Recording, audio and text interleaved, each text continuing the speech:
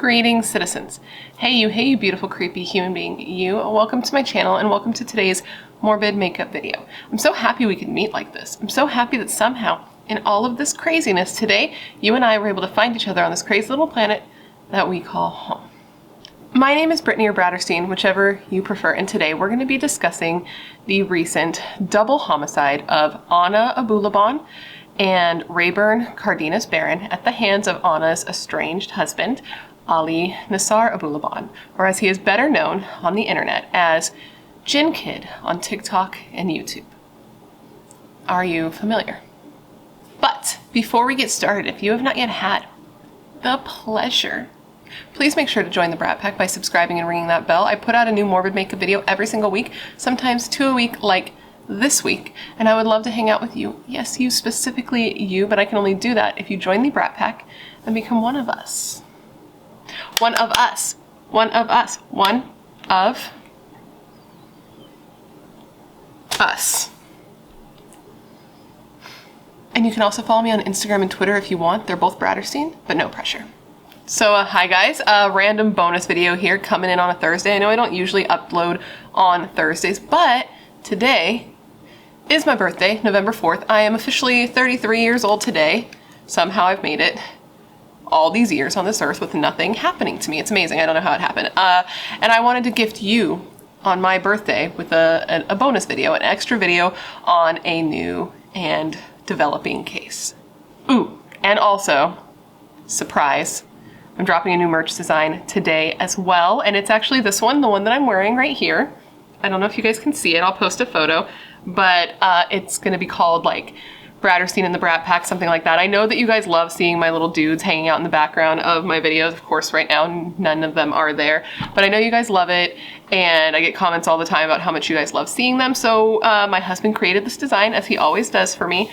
He's the one who creates the designs for our merch, and we both are obsessed with it, and hopefully you guys are too. So if you are interested, the link will be down below. It's always down below for all merch, which right now it's just the 2 shirts, the Chillin' Not Killin' shirt, and now the BRATTERSTEIN and the Brat Pack shirt. So that'll be down below for your pleasure.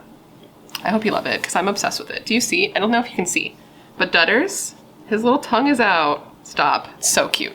Okay, so now that I'm done begging you to join my cult and giving you all the updates, we can get into this video. Now this is going to be a different type of video for my channel. As you know, as you may know if you've been here for any amount of time, I don't generally cover new cases, developing cases. I like to do cases that have had a little bit of time, a little bit of perspective, a little bit of just distance between it happening and me talking about it. I like to do cases where the trial's been done, interviews have been done, court documents have been released, and all of the details are just out there, so there's little room for questions and speculation. I like facts, but that's not the situation here. This is a new case that's literally just beginning.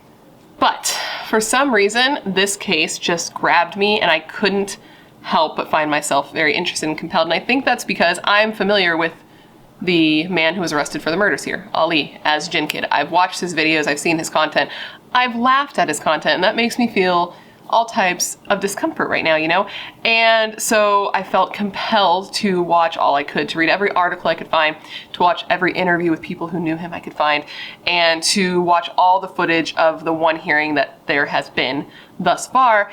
And I realized in watching all of that and trying to find things that there aren't any full-fledged videos on YouTube right now to get that information. And so I wanted to put that out there and give you all the information we have thus far on this case. So I'm going to be telling you that story today, and while I do, I'm going to be putting on a full face of makeup like always. If that's not your thing, thanks for stopping by.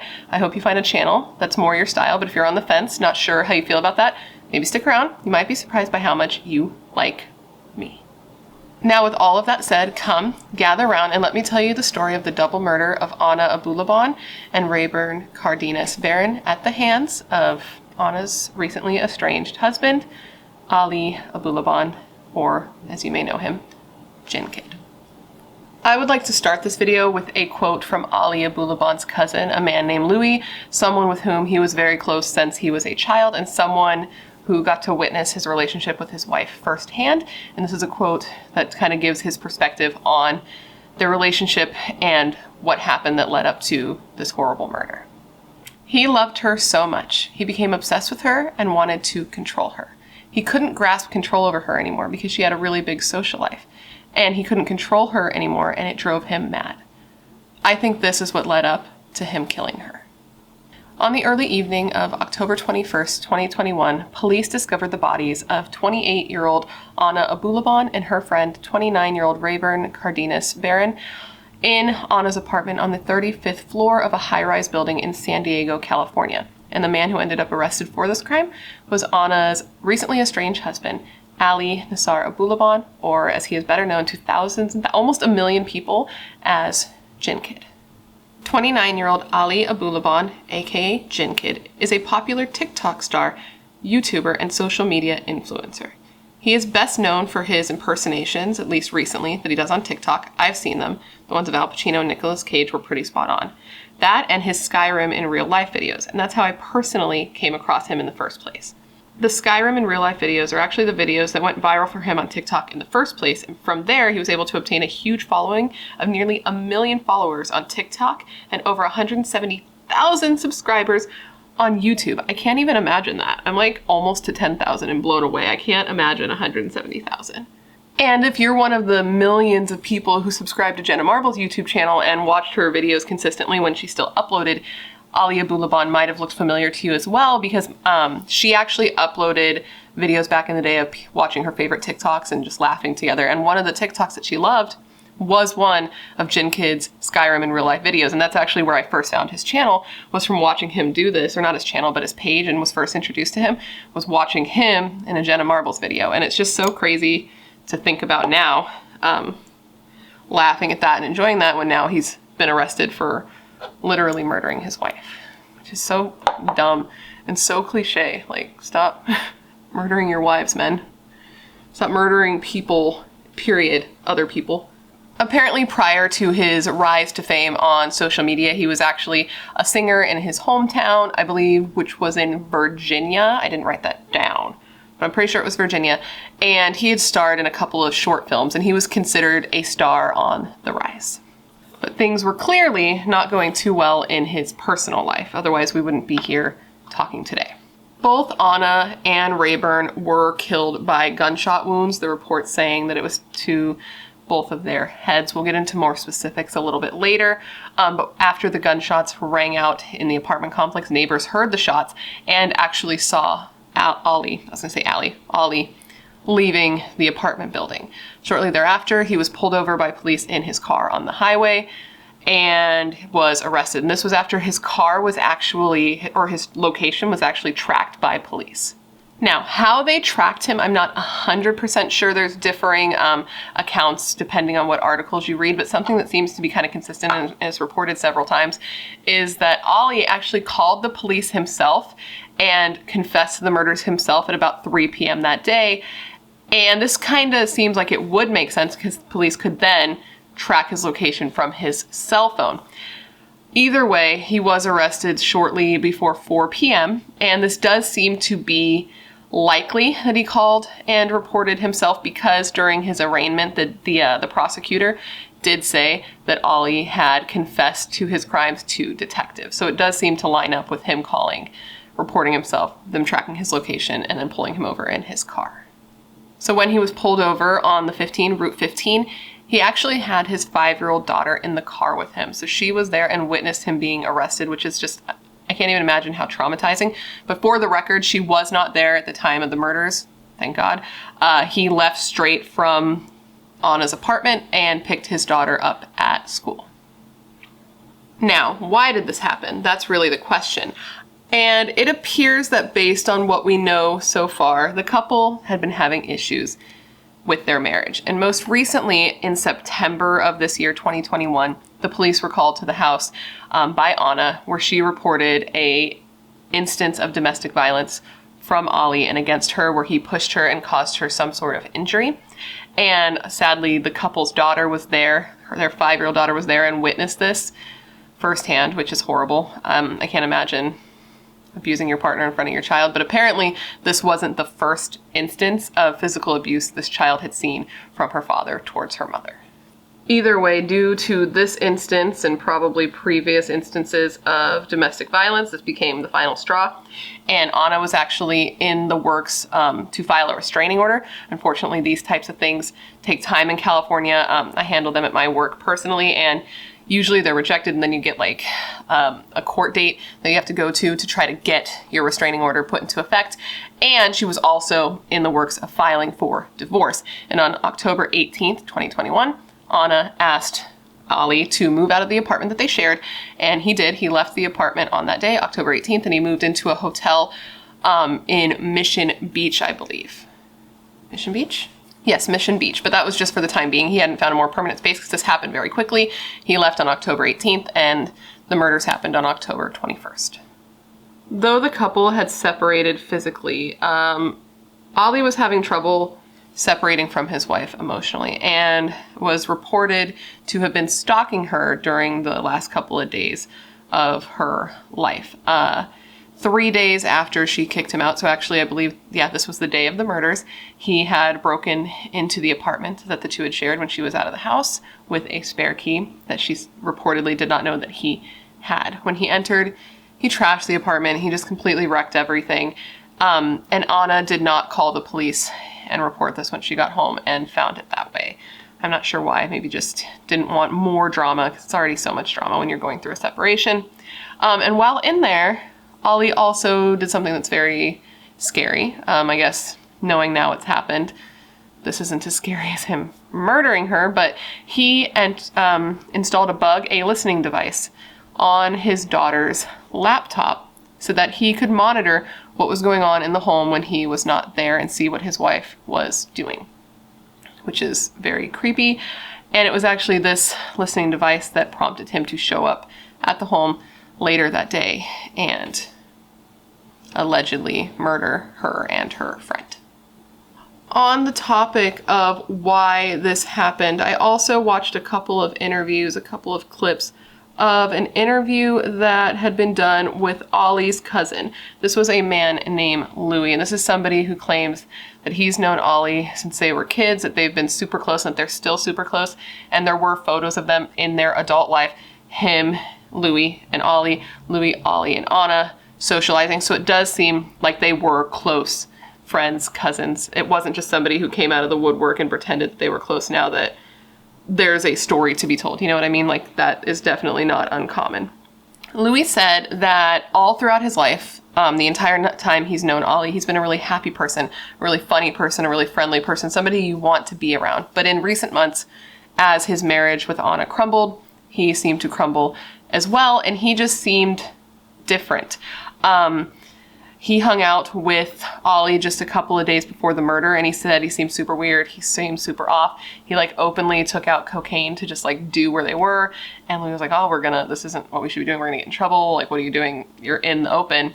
And he was just kind of like, I'm Jinnkid. I can do whatever I want, and seemed to think that he was invincible and untouchable. And I wonder if that has something to do with him thinking like, how could his wife have the audacity to leave him, kind of thing. That's just speculation on my part. Again, newer case, more will come out, but that's kind of the vibe I got when listening to this interview.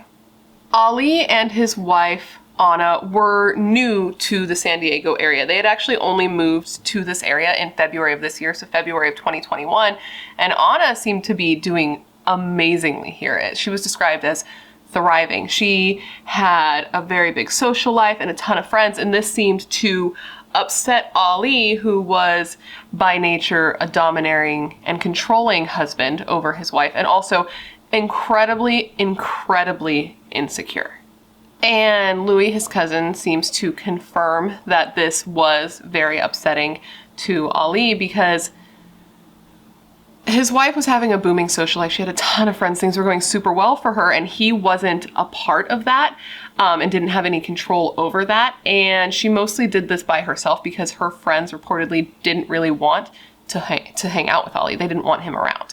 Why? I don't know. It hasn't been said. Louis didn't want to elaborate on why they didn't want him around, but they didn't. So he was just kind of watching his wife slip away when he's a controlling and insecure person. Louis said of this situation, and I quote, He just became super jealous because she was going out with friends and he wasn't involved, and he wanted to control her. He wanted to know what she was doing every time of the day. Louis also added that Ollie was in real denial about his separation from Ana and truly believed that it was temporary and that they would get back together. Louis also added, Louis was just a fountain of information, a wealth of knowledge when looking into this case. And he also added that Ollie had been physically abusive with Ana in the past. It had happened several times, but that Ana never felt like her life was in danger. No one had any inkling that something like this could have happened. Louis said of his cousin and his cousin's fate, the cousin he had been so close with for years and years and years, and I quote, "It's really sad to say, but I hate him. I have so much anger towards him. And I hope they punish him to the full extent of the law because he deserves it." The same day the listening device had been installed on Ollie and Ana's daughter's laptop on October 21st, 2021, Ollie had been sitting in his hotel just listening to the recording device to see what was going on inside his former home. And this is when he heard his wife Ana in the apartment with a man. The two were talking, the two were laughing. What he heard exactly, what they said, what he heard that incited such rage in him, I do not know. But he left his home, his hotel, and headed straight to his wife's apartment. And that day, 2 people in that apartment were murdered. According to the prosecution, Ali Abulaban arrived at the apartment that he shared with his soon-to-be ex-wife at about 3 p.m. He opened the door and he entered the living room where he found Ana and Rayburn there together. Official reports say that Rayburn was shot 3 times, once in the cheek, once in the neck, and once in the back of the head, all at close range. And Ana was shot once at close range in her forehead.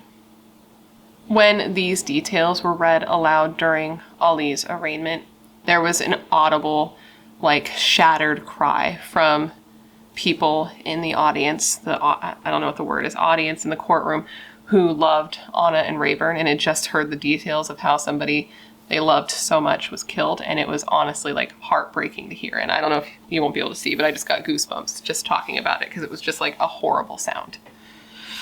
After the shootings, Ali fled the scene and was seen by neighbors leaving Ana's apartment. He then went immediately to his 5-year-old daughter's school and picked her up, where he told her that Daddy had hurt Mommy, which is just... Ugh. He then got on the road, and while on the road at some point he called his mom, and he confessed to what he did to her, but claimed that Ana had been having an affair and had been cheating on him with Rayburn, and that this caused him to snap and do what he did. But investigators have said they've looked into it and have seen no evidence that the two were more than just friends. And I would imagine that if something had been happening when Ollie got there, from something he heard over that recording device, that there would have been evidence of that, but they're saying at this point that the two were just friends and there's nothing to suggest anymore. During Ali's arraignment, about 24 family members and friends of both Ana and Rayburn were present in the courtroom and got to hear firsthand Ali's plea, but he also got to hear their pained anguish from the courtroom as well, which I'm glad he had to hear that and feel that and know what he had done, allegedly. But they also got to see him cry. Unfortunately, these people had to sit and watch Ali cry as well, because as soon as the charges against him were read and the facts of the case, the fact that Ana was leaving him and that the relationship was crumbling, he actually did sit there and sob, though his cousin says that he believes that these were crocodile tears. He thinks that he's the devil. Ali ended up pleading not guilty, though he had allegedly confessed. He pled not guilty to the 2 counts of murder, and the judge denied him bail, claiming that he was a risk to the safety of society and that he was believed to be a flight risk. Ali is also forbidden by a protective order from contacting many of his family members, including his own daughter.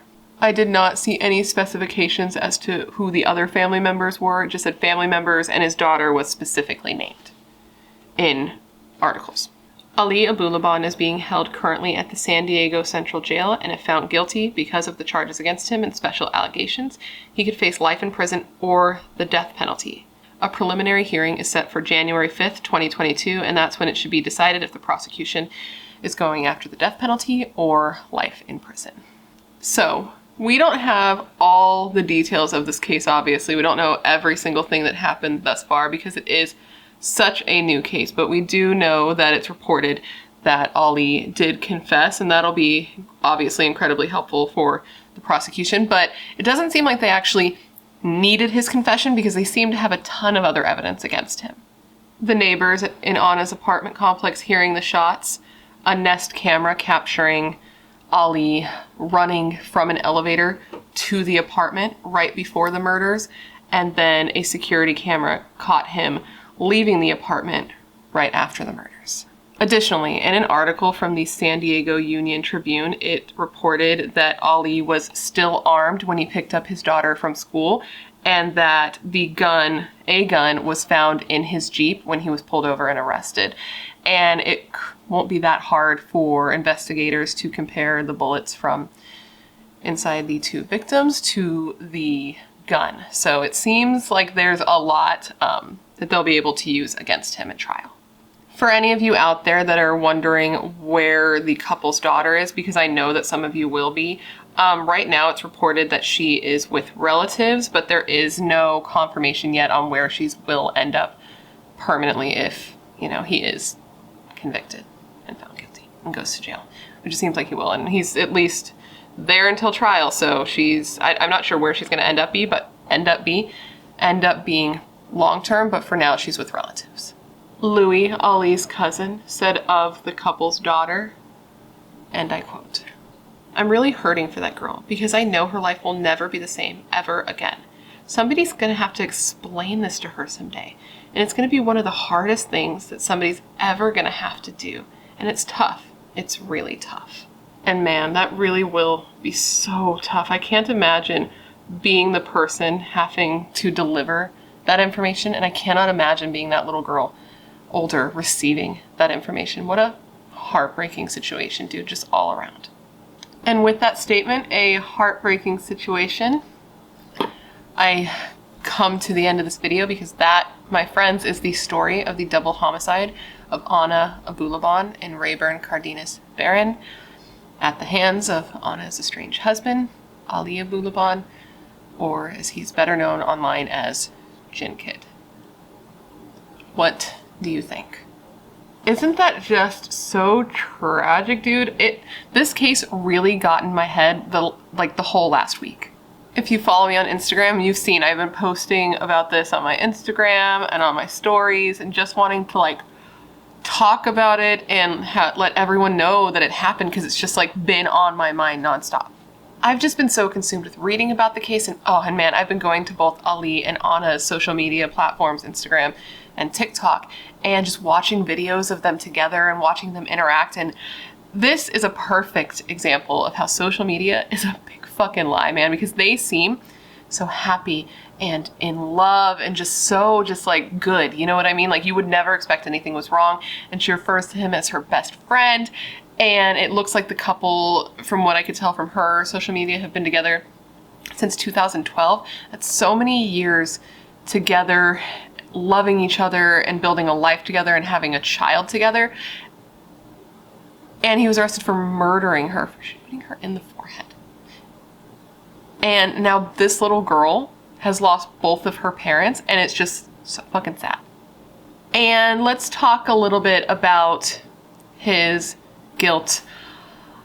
Obviously, right now he is innocent until proven guilty, and a lot more could come out at trial, different information, but I'm just curious, based on what you've been presented, what there is available now, do you think he's guilty? Do you think it's possible that somebody else could have been involved? Because just based on what we have, based on all the eyewitnesses, based on the evidence they have, based on what the prosecution has said and what they're alleging, to me it seems pretty clear that he did do it.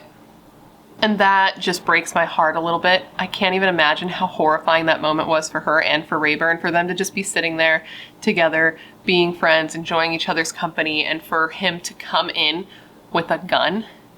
And they didn't say who was killed first, though I imagine it was probably Rayburn. But again, that's just a guess on my part. But either way, for him to come in with a gun and you to see this man that you called your best friend, this man that you loved enough to marry, to be with for years, to have a child with and raise this child with and build a family and a life with, and then for him to come in with a gun and murder you. It's just too much. It's always too much. I hate it. I hate it so much. Such a general statement, but like, it sucks, man. Like, fuck. I did look online and I found that both Ana's family and Rayburn's family have GoFundMe pages set up to help them. For Ana, it appears that her mother is in the Philippines, and this will, the GoFundMe is to help her mother be able to bring her home to her childhood home. And the funds will also go to, you know, like burial expenses and to help their daughter in the future. And for Rayburn, Rayburn was described as the glue of his family, and everyone who loved him is just so devastated by what happened. And the GoFundMe is set up because apparently he has family in Mexico, and I couldn't get clarity on if they need funds to bring his family here to him or to have his body sent back. But either way they want to, you know, pay their last respects, say goodbye to somebody they loved. I will be linking both GoFundMe pages down below. Anything can help, even if you just like take it and share it on your social media. Anything will help that you can do, and they will be down there for your convenience. I'm going to keep watching this case, obviously, and in the future, if we need to, we'll do an update video or go on live and do an update, or if it's really necessary, we can do a whole new full-fledged longer video, because as you know, if you've been here, this is a shorter video for me because there's just not as much information, but I'll be keeping my eye on it. We have some time here since the next hearing isn't even until January of next year, so we have some time to wait for more updates. But anyways, guys, that completes this video. I hope you found it interesting and informative, and that it gave you all the information you would want when looking into this case. And of course, I want to thank you for hanging out and remembering Ana and Rayburn with me today, because what happened to them is so tragic, and it truly seems to have happened for literally no reason at all. Not that there's ever a reason to murder anyone, but if it was what Ollie said and he believed they were having an affair and he just snapped and did this, there isn't even any evidence to suggest there was an affair, which literally means that even his reasoning, as broken and up as it was, wasn't even true. So it's pointless. And even if it was true, she was separating from him. If she wanted to go out and have a relationship or have an affair or do whatever she wanted with another person, that's her business. It just seems very much like Ollie had a "if I can't have you, no one can" mentality about it. And now look, it's just horrible. Please don't forget to leave me suggestions down below of any cases you would like to see me cover. I have a very long list of cases, and anytime you leave me a suggestion, I put it on the list with your name next to it to give you a shout out, because I know you're filled with good ideas and good taste, otherwise you would not be here. And next week, by the way, next Monday, is a subscriber suggestion case, so tune in for that to see if it's your case that's being featured. Of course, if you haven't already, please don't forget to join the Brat Pack by subscribing and ringing the bell, because I put out new videos every single week, and I would love to hang out with you. Yes, you, specifically you. And if you want to hang out more consistently, all my social media is always linked down below for you. My Instagram, my Twitter, Facebook page, and Facebook group, so we can hang out. I like talking to you guys over there, mostly on Instagram. That's where I'm the most on top of my shit, quite frankly. And of course, if you ever want to know what makeup I'm using, earrings, nail polish color, I always put it down below for your convenience as well, because like this lipstick color is really pretty. This nail polish color is pretty. I think these were both limited edition. So don't you love how they match though? I love that. Anyway, sorry. Also down below will be the link to my merch shop where you can get this shirt as well as our Chillin' Not Killin' shirt if you would like. Look at how cute this is. I hope you can see it on camera. I'm obsessed with it. My husband cannot get enough of it, and I hope you guys love it too, because I really like making it for you guys. You guys were always asking for merch, so that's why I started doing it in the first place. I never had any intentions until you asked. And now it's such a fun experience for me making things with my husband. We both really have fun with that, so I hope you love it. Both shirts come in white and in black, so that's down there for your convenience as well. Thank you. And anyway, with all of that said, I just want to thank you for being here when you could literally be any other place in the world. I think that is tight. I think you are tight, and I really just want you to stay safe and be a better person than you were yesterday, and I hope to see you in my next video. Bye.